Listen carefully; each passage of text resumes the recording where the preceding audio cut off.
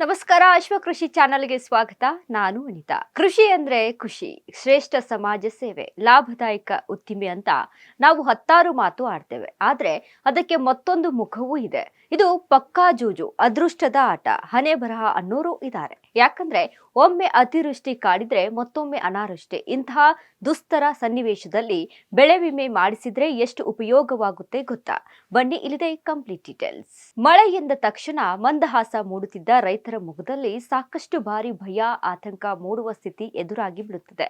ಇಂದು ಪ್ರಕೃತಿಯ ಮೇಲೆ ನಡೆಯುತ್ತಿರುವಂತಹ ಮಾನವರ ಅನಾಚಾರಗಳು, ಪರಿಸರ ಹಾನಿ ಇವೆಲ್ಲ ಅಕಾಲಿಕ ಮಳೆ, ಅತಿವೃಷ್ಟಿ, ಅನಾವೃಷ್ಟಿಗೆ ಕಾರಣವಾಗಿದೆ.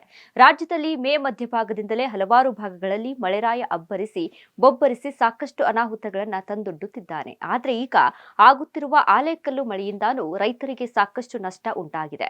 ಒಂದೆಡೆ ಮನೆಗಳಿಗೆ ನೀರು ನುಗ್ಗಿ ಜನರು ಪರದಾಡುತ್ತಿದ್ರೆ, ಇನ್ನೊಂದೆಡೆ ಕೃಷಿ ಭೂಮಿಗಳು ಜಲಾವೃತಗೊಂಡು ಬೆಳೆಗಳು ನೀರಿನಲ್ಲಿ ಕೊಚ್ಚಿ ಹೋಗುತ್ತಿವೆ. ಇನ್ನು ಆಲಿಕಲ್ಲು ಮಳೆಯಿಂದ ಭತ್ತ, ವಿವಿಧ ಧಾನ್ಯಗಳು ವ್ಯಾಪಕ ಪ್ರಮಾಣದಲ್ಲಿ ಹಾಳಾಗಿದ್ದು ರೈತಾಪಿ ವರ್ಗವನ್ನ ಸಂಕಷ್ಟಕ್ಕೆ ದೂಡಿದೆ. ಕೃಷಿಕರಿಗೆ ಇದೇನು ಹೊಸದಲ್ಲ ಬಿಡಿ, ಪ್ರತಿ ವರ್ಷವೂ ಇಂತಹ ಪರಿಸ್ಥಿತಿಯನ್ನ ಅನುಭವಿಸುತ್ತಲೇ ಬರುತ್ತಿದ್ದಾರೆ. ಎಷ್ಟೋ ರೈತರಿಗೆ ಕೈಗೆ ಬಂದ ತುತ್ತು ಬಾಯಿಗೆ ಬರಲಿಲ್ಲ ಎನ್ನುವ ಸ್ಥಿತಿ. ಕೆಲವರು ನಷ್ಟವನ್ನ ಭರಿಸಲಾಗದೆ ಪ್ರಾಣವನ್ನೇ ಕಳೆದುಕೊಂಡು ಬಿಡುತ್ತಾರೆ. ಇಂತಹ ದುಸ್ಥಿತಿಯಲ್ಲಿ ರೈತರ ನೆರವಿಗಾಗಿ ಜಾರಿಗೆ ತಂದಿರುವುದೇ ಬೆಳೆ ವಿಮೆ ಸೌಲಭ್ಯ. ಪ್ರಧಾನಮಂತ್ರಿ ಫಸಲ್ ಭೀಮಾ ಯೋಜನೆಯಡಿ ಬೆಳೆ ವಿಮೆ ಮಾಡಿಸಿರುವ ರೈತರಿಗೆ ಕೃಷಿ ಇಲಾಖೆ ಮೂಲಕ ಪ್ರಸಕ್ತ ವರ್ಷದಲ್ಲೇ ಪರಿಹಾರ ಧನ ವಿತರಿಸಲಾಗುತ್ತದೆ. ಈ ಹಿಂದಿನ ವರ್ಷಗಳಲ್ಲಿ 1 ವರ್ಷ ಪಟ್ಟಿ ಮಾಡಿದ ರೈತರಿಗೆ ಮರು ವರ್ಷ ಬೆಳೆ ವಿಮಾ ಪರಿಹಾರ ಹೋಗುತ್ತಿತ್ತು.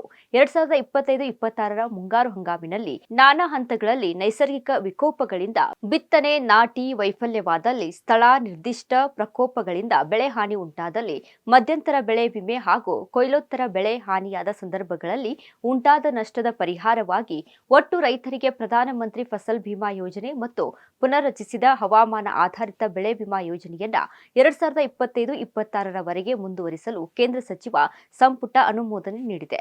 ಒಟ್ಟು ಬಜೆಟ್ 69,515 ಕೋಟಿ ರೂಪಾಯಿಗಳು. ಮುಂಗಾರು ಹಂಗಾಮಿನಲ್ಲಿ ಕರ್ನಾಟಕ ರೈತ ಸುರಕ್ಷತಾ ಪ್ರಧಾನಮಂತ್ರಿ ಫಸಲ್ ಭೀಮಾ ಯೋಜನೆಯಡಿ ಬೆಳೆ ವಿಮೆ ನೋಂದಣಿ ಮಾಡಿಸಿಕೊಂಡು ರೈತರಿಗೆ ಈ ಯೋಜನೆಯಡಿ ಪರಿಹಾರ ಸಿಗಲಿದೆ. ಕೃಷಿ ಬೆಳೆಗಳಲ್ಲಿ ಮುಖ್ಯವಾಗಿ ತೊಗರಿ, ಮೆಕ್ಕೆಜೋಳ, ಉದ್ದು, ಸೋಯಾಬೀನ್, ಎಳ್ಳು, ಭತ್ತ, ನೆಲಗಡಲೆ, ಅಲಸಂದೆ ಮತ್ತಿತರ ಬೆಳೆಗಳು ನೈಸರ್ಗಿಕ ವಿಪತ್ತು ಅಥವಾ ಕೀಟ ಬಾಧೆಯಿಂದ ಹಾನಿಗೊಳಗಾದ್ರೆ, ಇನ್ನಿತರ ಪ್ರಾಕೃತಿಕ ವಿಕೋಪಗಳಾದ ನೈಸರ್ಗಿಕ ಬೆಂಕಿ, ಬರ ಪರಿಸ್ಥಿತಿ, ಬಿರುಗಾಳಿ, ನೀರಿನಿಂದ ಉಂಟಾಗುವ ಹಾನಿ, ಪ್ರವಾಹ ಇವುಗಳಿಂದ ಸಂಭವಿಸುವ ಹಾನಿಗಳಿಗೆ ಪರಿಹಾರ ಪಡೆಯಬಹುದು.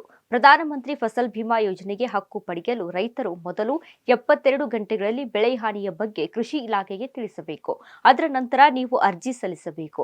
ಬೆಳೆ ಹಾನಿಯ ಕಾರಣ, ಯಾವ ಬೆಳೆ ಬಿತ್ತಲಾಗಿದೆ, ಯಾವ ಪ್ರದೇಶದಲ್ಲಿ ಬೆಳೆ ಹಾನಿಯಾಗಿದೆ, ಈ ಎಲ್ಲ ವಿವರಗಳನ್ನ ನಮೂನೆಯಲ್ಲಿ ನೀಡಬೇಕು. ಅವರು ಜಮೀನಿಗೆ ಸಂಬಂಧಿಸಿದ ಮಾಹಿತಿಯನ್ನ ನೀಡಬೇಕು. ಹೆಚ್ಚುವರಿಯಾಗಿ ವಿಮಾ ಪಾಲಿಸಿಯ ಫೋಟೋಕಾಪಿ ಅಗತ್ಯವಿದೆ. ಇನ್ನು ಬೆಳೆ ವಿಮೆಯ ಅರ್ಜಿ ಸಲ್ಲಿಸುವುದು ಹೇಗೆ ಎಂಬುದನ್ನು ನೋಡುವುದಾದ್ರೆ, ಮೊದಲಿಗೆ ಸಂರಕ್ಷಣೆ.ಕರ್ನಾಟಕ.ಗೌರ್ಮೆಂಟ್.ಇನ್ ವೆಬ್ಸೈಟ್ ಅನ್ನ ವಿಸಿಟ್ ಮಾಡಿ. ವೆಬ್ಸೈಟ್ ಓಪನ್ ಆದ ಬಳಿಕ ಮುಂದೆ ಎನ್ನುವ ಆಪ್ಷನ್ ಮೇಲೆ ಕ್ಲಿಕ್ ಮಾಡಿದಾಗ ನಿಮ್ಮ ಯೂಸರ್ ನೇಮ್ ಮತ್ತು ಪಾಸ್ವರ್ಡ್ ಹಾಕಬೇಕು. ನಿಮ್ಮ ಹತ್ತಿರ ಯೂಸರ್ ನೇಮ್, ಪಾಸ್ವರ್ಡ್ ಇಲ್ಲದೆ ಹೋದರೆ ಹತ್ತಿರದ CAC ಸೆಂಟರ್ ಅಥವಾ ಬ್ಯಾಂಕ್ ಅನ್ನ ಸಂಪರ್ಕ ಮಾಡಬಹುದು. ಇನ್ನು ಸಂಬಂಧಪಟ್ಟ ದಾಖಲಾತಿಗಳನ್ನ ನೋಡುವುದಾದ್ರೆ, ಆಧಾರ್ ಕಾರ್ಡ್, ಬ್ಯಾಂಕ್ ಪಾಸ್ಬುಕ್, ಜಮೀನಿಗೆ ಸಂಬಂಧಪಟ್ಟ RTC, ಹಾಗೆಯೇ ಸೆಲ್ಫ್ ಡಿಕ್ಲರೇಷನ್ ಅಪ್ಲಿಕೇಶನ್ ಫಾರ್ಮ್ ತುಂಬಿ ಸಹಿ ಹಾಕಿ ಕೊಡಬೇಕು. ಇನ್ನು ಯಾವ ಬೆಳೆಗೆ ಎಷ್ಟು ವಿಮೆಯನ್ನ ಕಟ್ಟಬೇಕಾಗುತ್ತದೆ ಎಂಬ ಮಾಹಿತಿಯನ್ನ ಕೂಡ ನಿಮಗೆ ವೆಬ್ಸೈಟ್ನಲ್ಲಿ ಲಭ್ಯವಿದ್ದು ಹೆಚ್ಚಿನ ಮಾಹಿತಿ ತಿಳಿದುಕೊಳ್ಳಬಹುದು. ಬೆಳೆ ಹಾನಿಯಿಂದ ನೊಂದ ರೈತರಿಗೆ ಸರ್ಕಾರ ಸಹಾಯ ಹಸ್ತವನ್ನ ನೀಡಿದ್ದು, ಪ್ರಥಮ ಬಾರಿ ಅರ್ಜಿ ಸಲ್ಲಿಸಲು ಮುಂದಾದ ರೈತರು ಡಿಸ್ಕ್ರಿಪ್ಷನ್ ನಲ್ಲಿ ಕೊಟ್ಟಿರುವ ಲಿಂಕ್ ಅನ್ನ ಬಳಸಿ ನೋಂದಣಿ ಮಾಡಿಕೊಳ್ಳಬಹುದಾಗಿದೆ. ನೊಂದ ರೈತರ ಕಣ್ಣೀರು ಒರೆಸುವ ಪ್ರಯತ್ನಕ್ಕೆ ಮುಂದಾಗಿದೆ ಸರ್ಕಾರದ ಈ ಯೋಜನೆ. ಇದರ ಸದುಪಯೋಗವನ್ನ ಎಲ್ಲಾ ರೈತರು ಬಳಸಿಕೊಳ್ಳಬೇಕೆಂದು ನಮ್ಮ ಕಳಕಳಿ.